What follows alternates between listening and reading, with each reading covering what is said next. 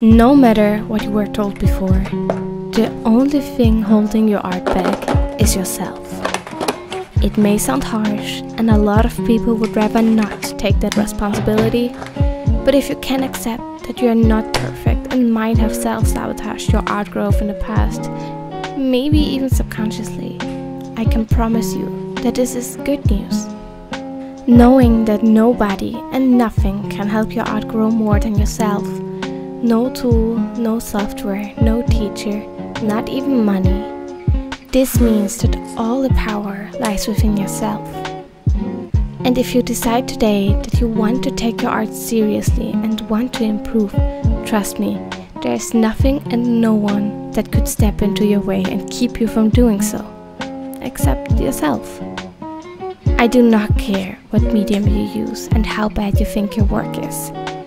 If you are ready to listen, I might be able to kickstart your creativity today. Starting with the ultimate truth of this video.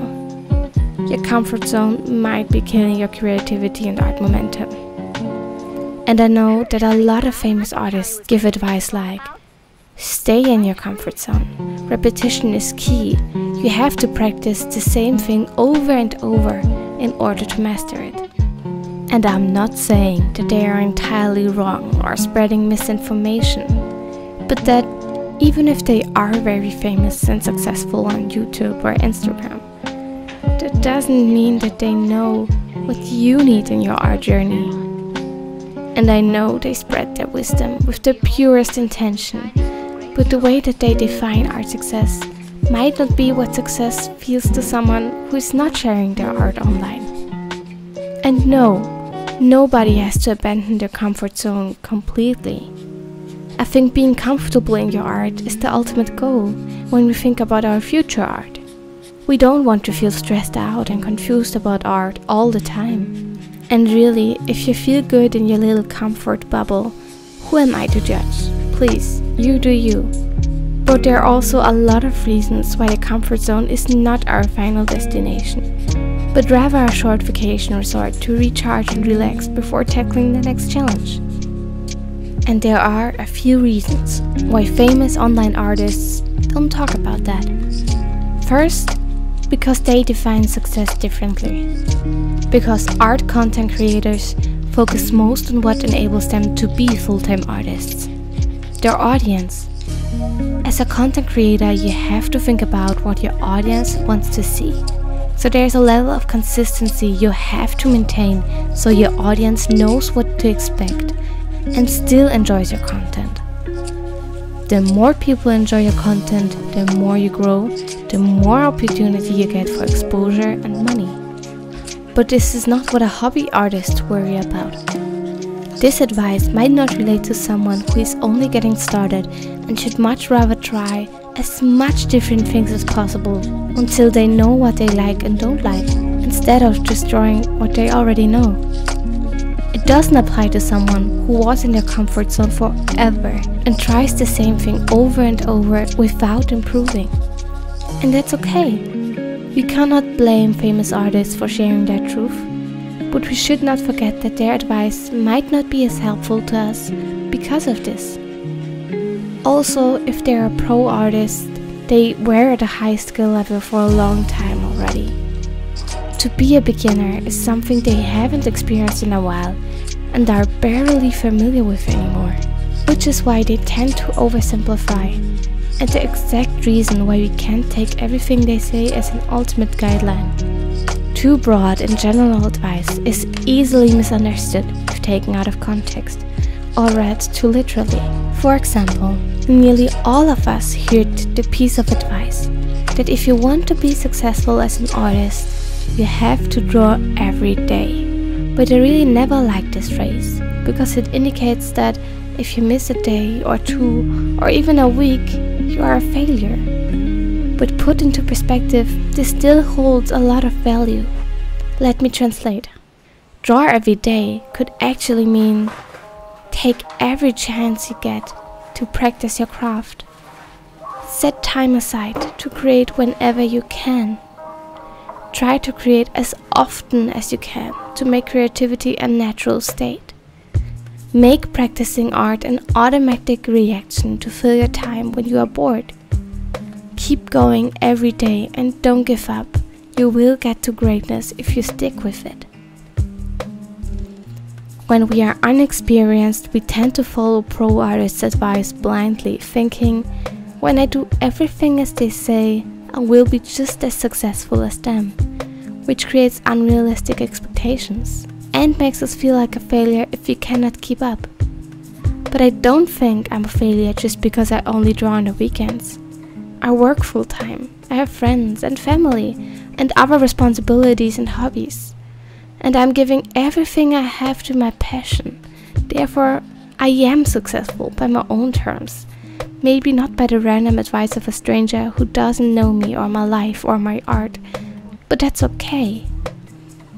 So I want to encourage you to start questioning which kind of advice you want to take in, even with this video, because we are all different, with different needs and wants that drive us. So obviously not everyone will need the same thing to grow their art. You can't take somebody else's advice and use it as an exact guideline to your own art. Even if we all just try to help one another, it might not work for you. Art is what you make of it. It's a part of you and how you view the world. It's not perfection or being a certain way or using certain materials. It's laying your soul to paper and forgetting about the rest.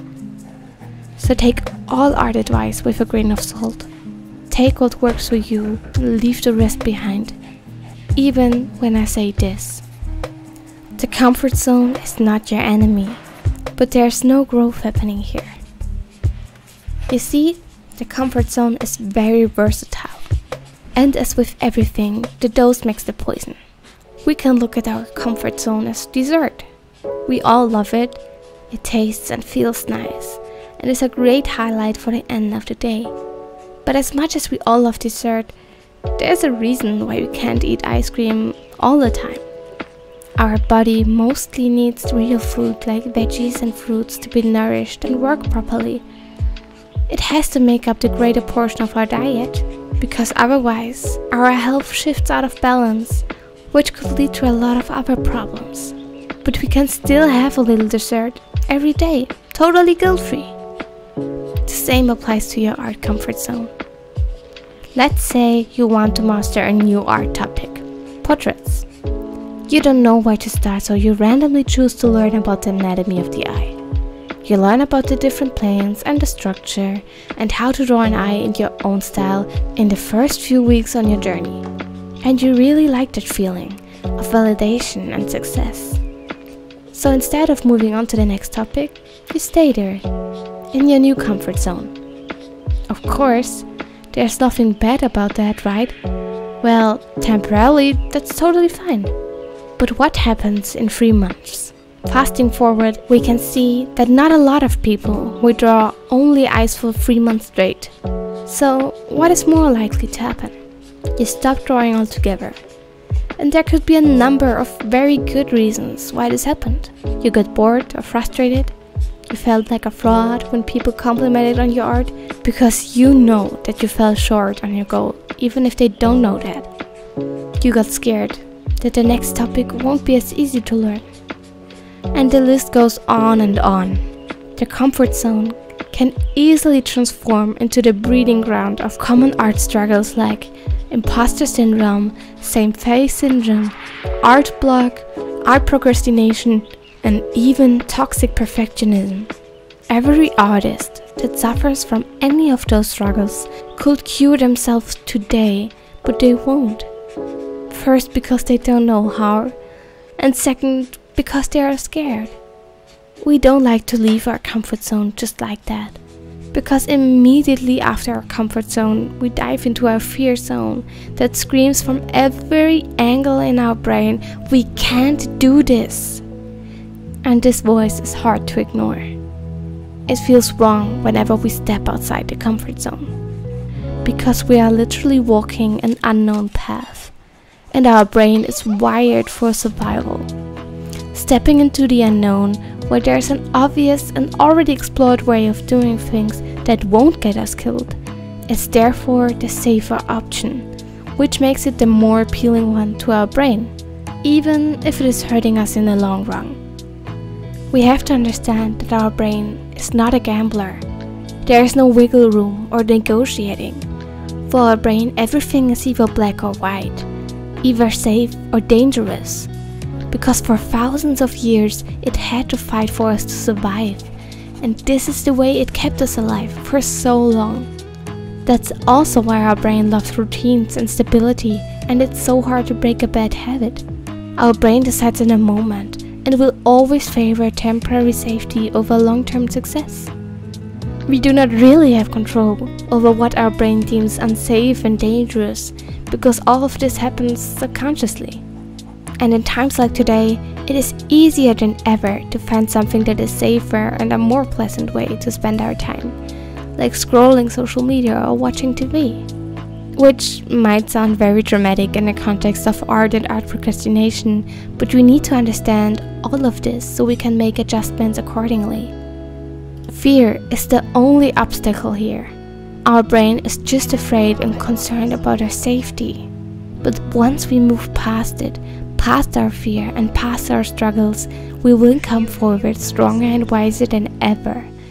And even better, we will have unlocked a new path that is easily repeatable for our brain the more often we use it. So from now on, please don't be afraid to fail, but be afraid not to try at all. As Joseph Chilton Pearce once said, to live a creative life, we must lose our fear of being wrong.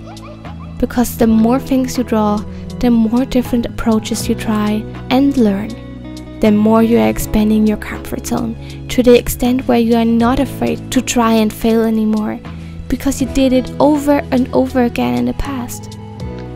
And the less afraid you are, the bolder your art can be, because fear is no longer holding you or your art back, which enables you to transform your art incredibly. And the best part is, you can always go back to your comfort zone for a short vacation to avoid art burnout. To always try something new and unfamiliar might drench your creative batteries. This is where the comfort zone comes in handy. Because to do something creative with ease, to get in a flow and lose ourselves in our craft, is the ultimate goal, the very thing that makes creating fun. And to dabble into this easy part of creating, even if we are not growing there, really means to remind ourselves of what art should and could feel like if we push past our fear, try something new and master it. Because learning and failing and trying is hard, but art is not a chore. And by implementing healthy, measurable and achievable challenges, and still reconnecting with this easy and flowing part of art once in a while, we set ourselves up for success and growth. This balance is all it needs. There will be no overnight success, there really is no such thing. But hard work will always pay off if you just keep going. Even if it feels like you're not improving fast enough or you're not getting the success you feel you deserve. Remember, creativity is not a competition. Art is not a competition. It doesn't matter if you take longer to get where you want to be. Your direction is more important than your speed. Just do what scares you until it doesn't. And as Socrates once said, the secret of change is to focus all your energy not on fighting the old, but on building the new. Just go one step at a time. With consistency, you will reach your goal. If you don't know how to establish a consistent art habit, check out my video on exactly this topic right here, because this is one of the most important things to learn as an artist. Don't miss my next video by subscribing to my channel. Thank you for watching and listening, and until next time, keep drawing.